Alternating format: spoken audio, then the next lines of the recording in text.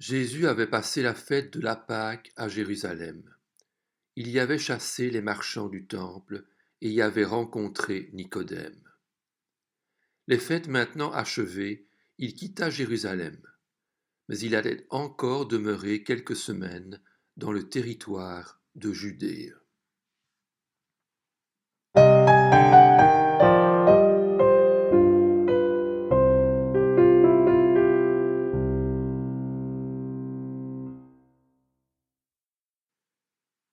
Jésus parcourut les villages de la Judée avec un petit groupe de disciples, délivrant avec autorité un enseignement nouveau, la bonne nouvelle du salut offert par Dieu.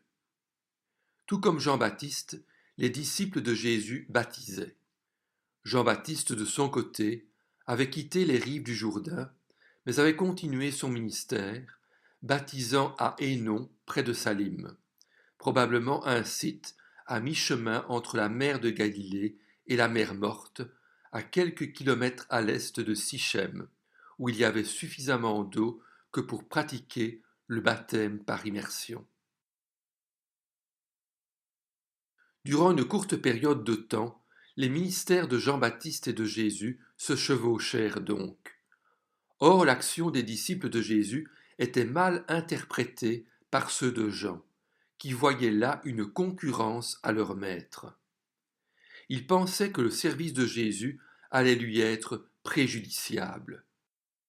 S'ils avaient compris les paroles de Jean-Baptiste lorsqu'il avait dit de Jésus « Voici l'agneau de Dieu qui ôte le péché du monde », ils se seraient comportés autrement.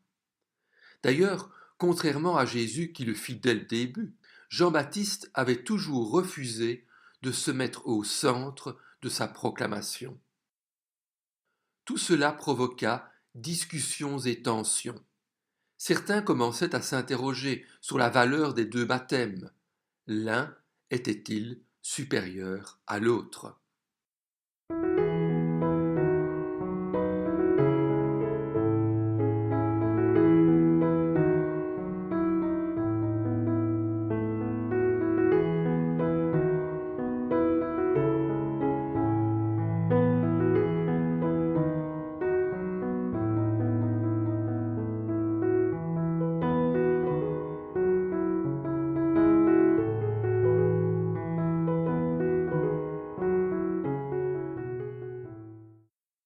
Finalement, interpellés par les pèlerins, les disciples de Jean-Baptiste, embarrassés, allèrent trouver leur maître et lui dirent « Maître, celui qui était avec toi de l'autre côté du Jourdain et à qui tu as rendu témoignage, le voilà qui baptise, et tous vont vers lui. » Jean répondit « Un homme ne peut recevoir que ce qui lui a été donné du ciel. » Et de leur rappeler qu'ils oubliaient une partie de son enseignement, car il avait toujours clairement dit « Moi, je ne suis pas le Messie, mais j'ai été envoyé devant lui. »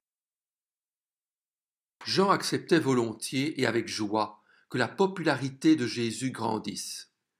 C'est ce qu'il leur affirma par ces mots. Celui qui a la mariée, c'est le marié, mais l'ami du marié, qui se tient là et qui l'entend, éprouve une grande joie à cause de la voix du marié. Ainsi donc, cette joie qui est la mienne est parfaite. Il faut qu'il grandisse et que moi, je diminue.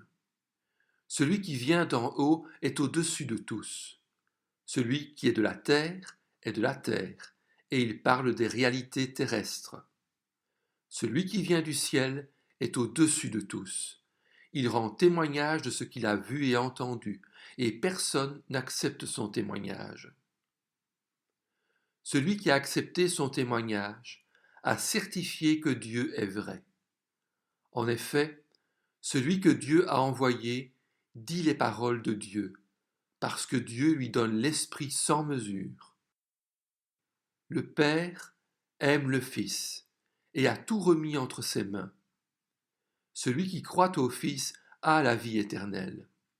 Celui qui ne croit pas au Fils ne verra pas la vie, mais la colère de Dieu reste au contraire sur lui.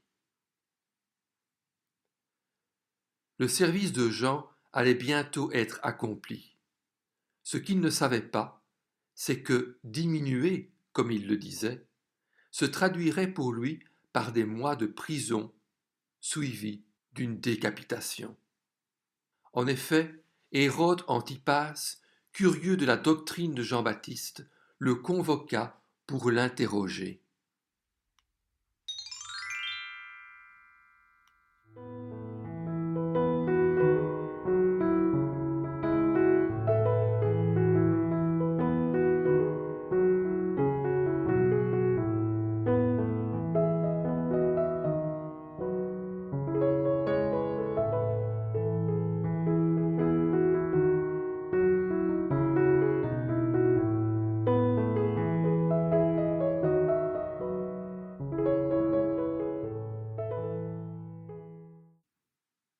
À la cour d'Hérode, les docteurs de la loi demandèrent à Jean-Baptiste qui il était et où il avait été jusqu'alors.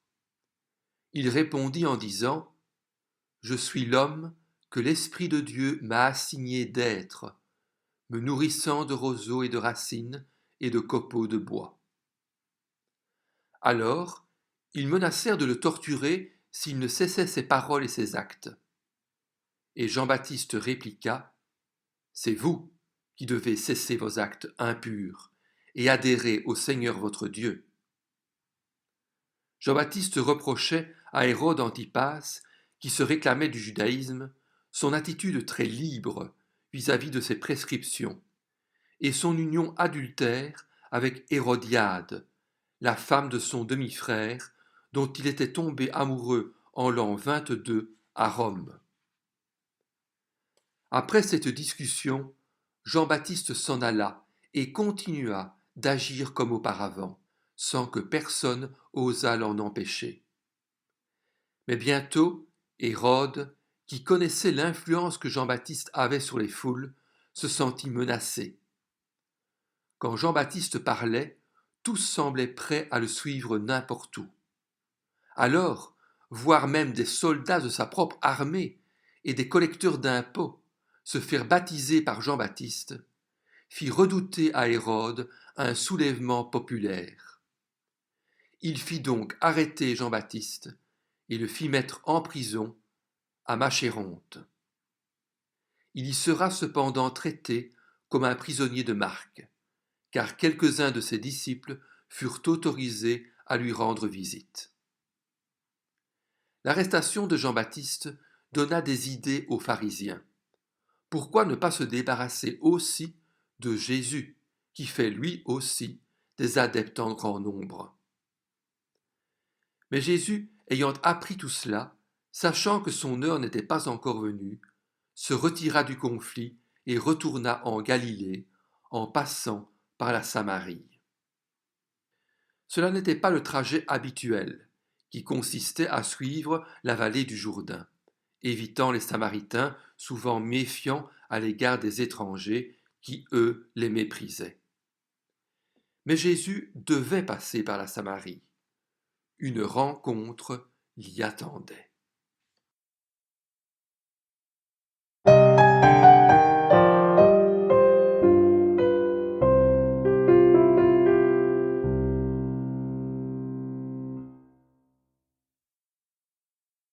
Arrivé dans une ville appelée Sichar, au pied du mont Garizim, près du champ que Jacob avait autrefois donné à son fils Joseph, Jésus, fatigué après plusieurs heures de marche sur une route poussiéreuse, s'assit au bord du puits de Jacob, tandis que ses disciples étaient partis en ville pour acheter des vivres.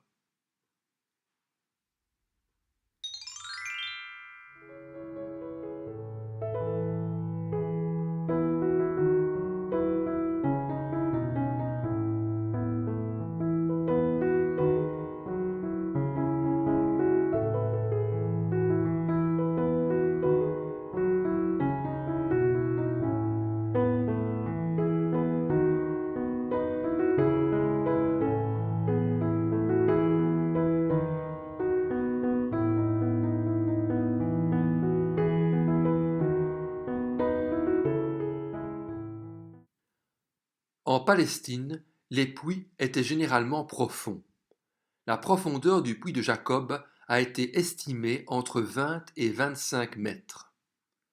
Pour tirer de l'eau d'une telle profondeur, on fixait un seau en cuir ou une jarre en terre à une corde qui coulissait le long de la margelle du puits. Et justement, une femme de Samarie s'approcha pour venir puiser de l'eau. Et Jésus fit là quelque chose de surprenant. Il engagea une conversation avec elle. Il lui dit: Donne-moi à boire. Cette demande troubla la femme samaritaine. En effet, non seulement une hostilité séculaire séparait les deux peuples, mais Jésus transgressait un double interdit. Il avait osé s'adresser à une femme seule dans un endroit public et avait émis le souhait d'utiliser pour boire le même récipient qu'elle, une Samaritaine.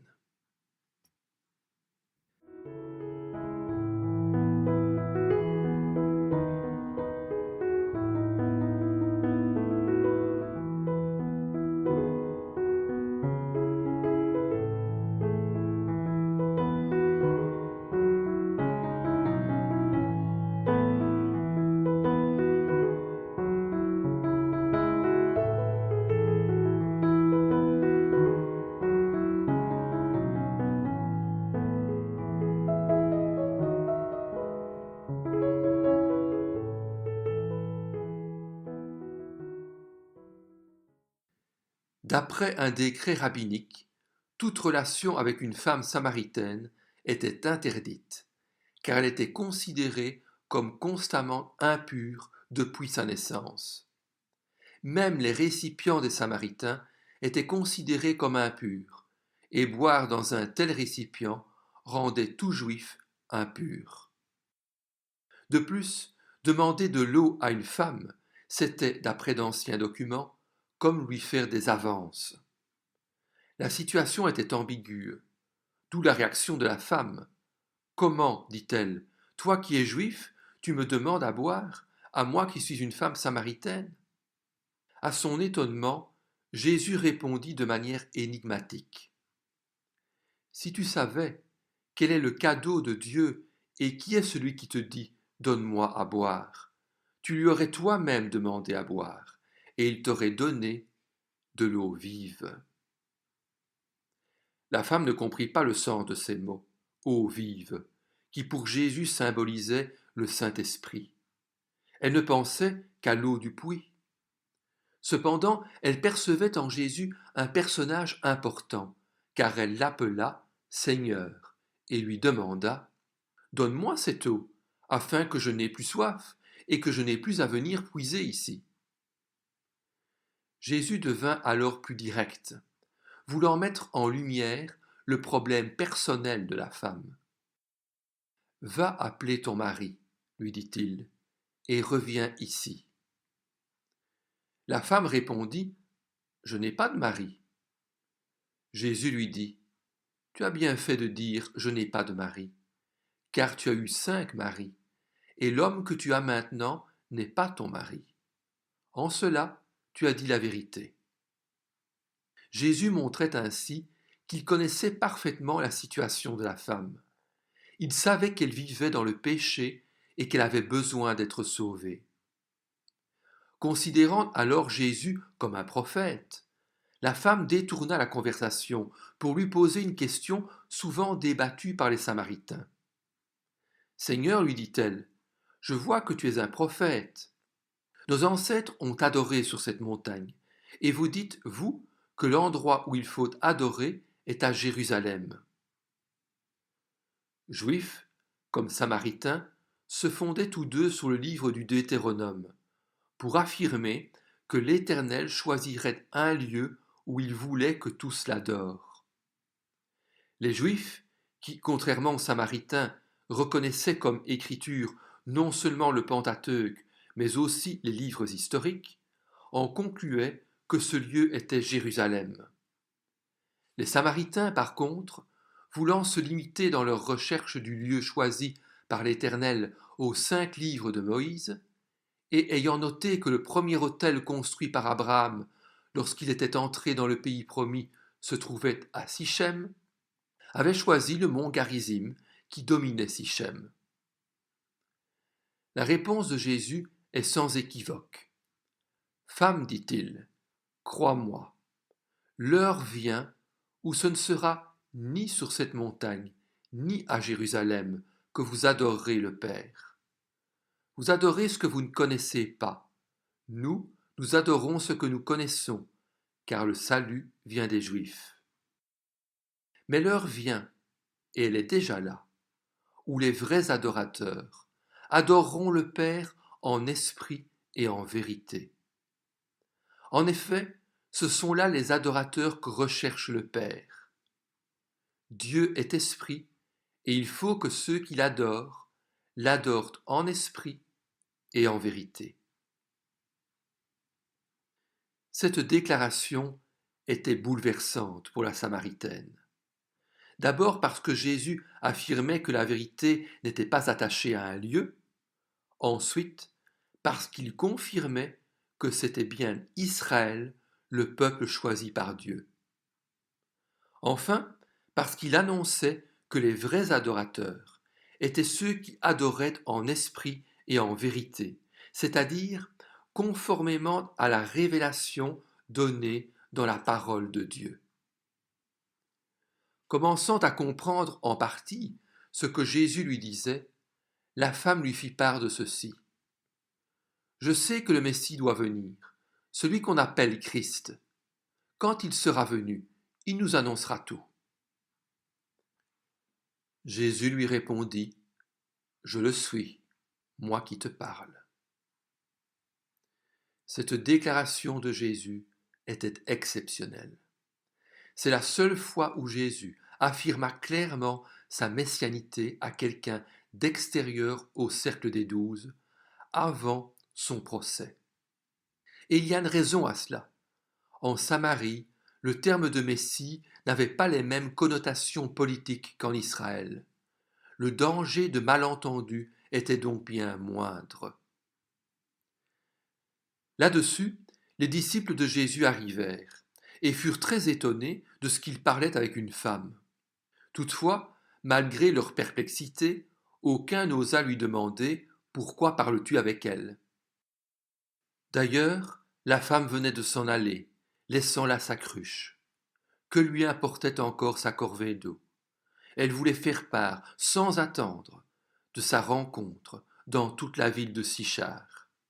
Et elle, qui jusque-là vivait dans la honte, eu égard à ses nombreux maris, proclamait maintenant, à qui voulait l'entendre, Venez voir un homme qui m'a dit tout ce que j'ai fait.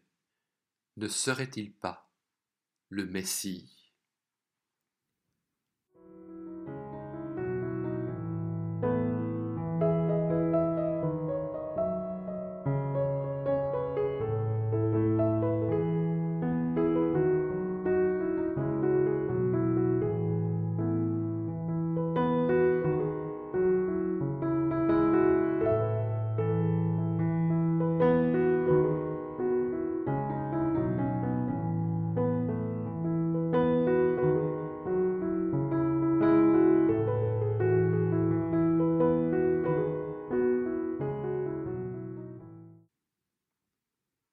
Pendant ce temps, les disciples pressaient Jésus de manger.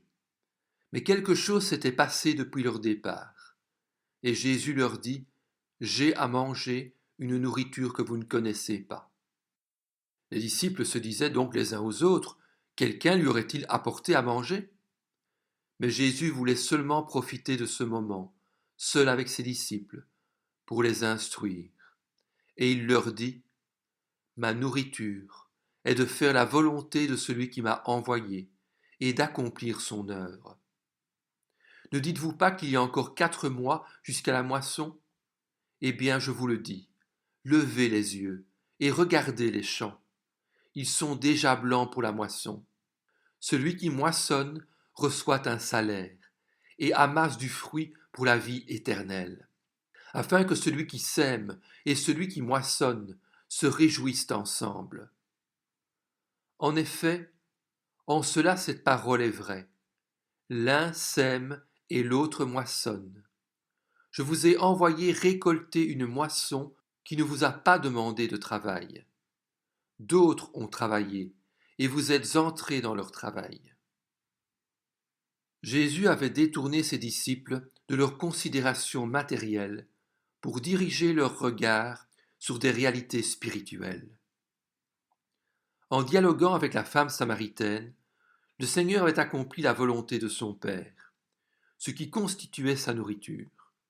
Il avait en vue la conversion des Samaritains. Car voici, les villageois, suite au témoignage de la femme que Jésus avait rencontrée au puits, arrivèrent en grand nombre auprès de Jésus et le prièrent de rester avec eux. Et il resta là 2 jours et les enseigna, de sorte qu'un grand nombre crut à cause de ses paroles. Et il disait à la femme, « Ce n'est plus seulement à cause de ce que tu as dit que nous croyons, car nous l'avons entendu nous-mêmes, et nous savons qu'il est vraiment le Messie, le Sauveur du monde. » La femme n'avait pas fait de longs discours auprès des habitants de son village, mais il avait suffi d'une phrase semée à tout vent pour déclencher une magnifique moisson. Ainsi, ces hérétiques ont-ils cru avant les habitants de Judée.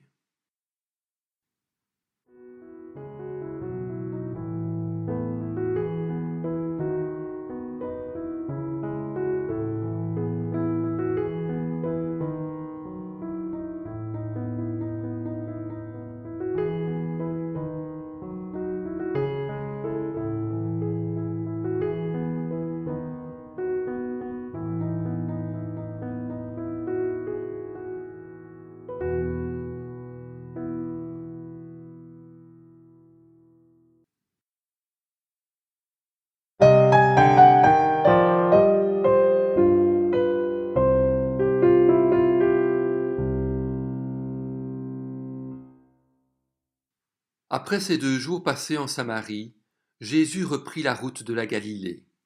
On l'y accueillit avec enthousiasme, car beaucoup avaient vu tout ce qu'il avait fait à Jérusalem pendant la Pâque.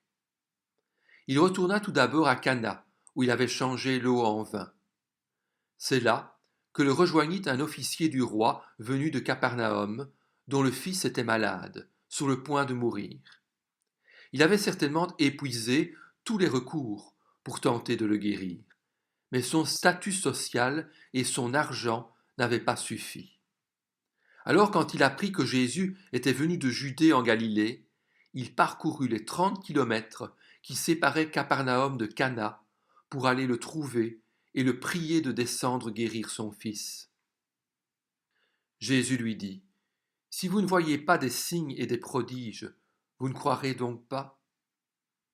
Jésus ne voulait pas faire un miracle visible, mais éprouver la foi de cet homme.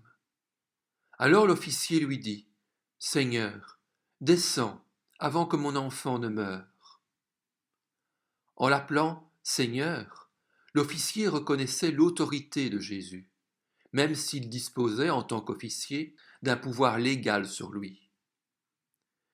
Jésus lui répondit, « Vas-y, ton fils vit. » Il renvoya l'homme avec l'assurance que son fils était bien portant. Celui-ci allait-il le croire ou douter et insister encore? L'homme crut à la parole que Jésus lui avait dite et s'en alla. Comme il était sur le chemin du retour, le lendemain, ses serviteurs vinrent à sa rencontre et lui dirent, « Ton enfant vit. » Il leur demanda à quelle heure il était allé mieux, et ils lui dirent, « C'est hier, à 7 heures du soir, que la fièvre l'a quitté. » Le père reconnut que c'était à cette heure-là que Jésus lui avait dit, « Ton fils vit. » Alors sa foi grandit, à tel point qu'il crut non seulement lui, mais toute sa famille.